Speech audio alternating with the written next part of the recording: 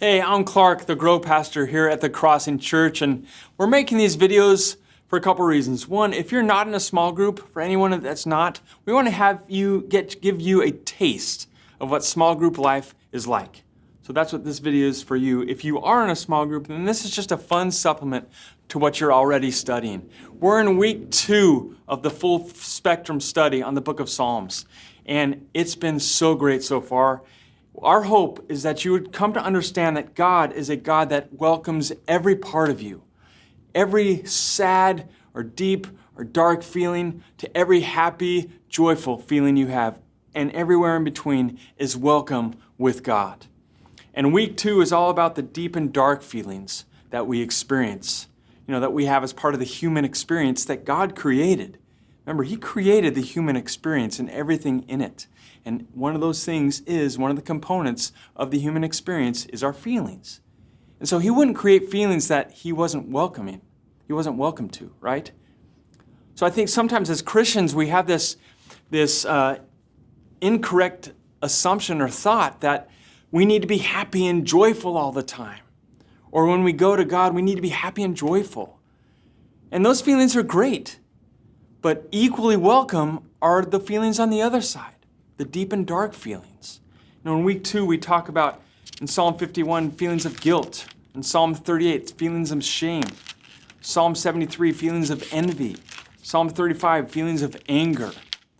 What I want to focus on in this video is the idea of Selah. Every week, the 5th day of each week is Selah. And Selah is a term that gets used in the book of Psalms, and it allows the reader to take a moment, to pause and reflect what he or she just read. So I want to focus on that this week, because these are the feelings, these deep, dark feelings that we look at this week. Those are the ones that we often hide. Those are the ones that we sometimes are afraid to take to God. And I want us to see that God is longing for us to take those feelings to Him. Look at what Psalm 35 says.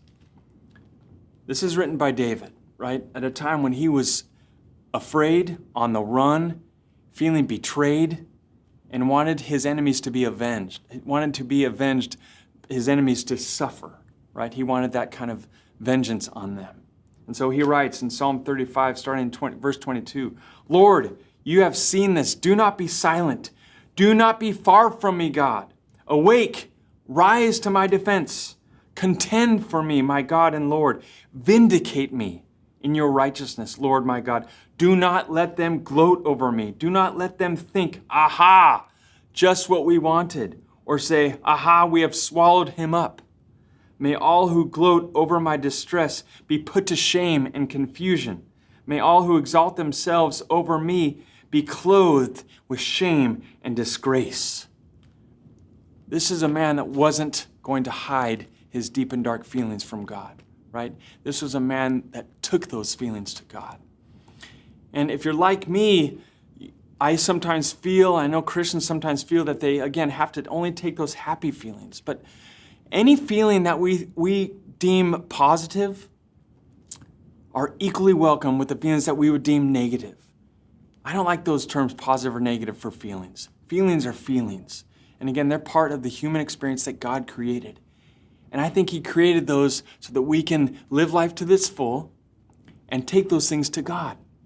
Take every part of our human experience to God. And so this week, when you get to day 5 and do the Selah, I want you to take it really seriously, really reserve some time to pause and reflect on the things that you read this week. For me, there was a time where I was really hurt and really low. And when I was younger, I was afraid to take that experience to God. For me, guilt and shame and anger are feelings that I've learned to take to God. But they're feelings that I don't want to let them consume me, right? I don't want them to take over or dictate my day-to-day living. And I found that when I can take those to God, when I can talk about those things with my close support group or my friends or my family, when I can offload those things and let others into that experience or let God into that experience, it's then that those things will not consume me. I won't be controlled by those things. And I can move on from those things. But not before I experience those things with God or inviting God into that experience. Those have been some of the most beautiful moments when I've stepped out and taken those deep, dark feelings to God. Told him, God, I am angry today. Or God, I am sad today. Or God, I feel jealous today of him or her. Or God, I am so embarrassed and humiliated today. When I say those, when I take those to him, he's happy because we're connecting. He craves for intimacy with us. And so taking those things is a very intimate thing. We here at the Cross, and we want you to come on a Sunday or to group or to whatever event we're having, we want you to come as you are. We don't want you to pretend or feel like you have to be one way. We want you to come as you are because we know what God tells us, that he welcomes all of those things. So we want to be a church that welcomes those things as well. So that's why this week in this video, I want to focus on this idea of Selah, pausing with your deep and dark feelings, taking them to God. Do that this week. I hope it's been a good one. For more great content, be sure to subscribe to our YouTube channel, the Crossing YouTube channel. Check out our social media. If you've yet to get one of these books, let's get you one. Have a great day.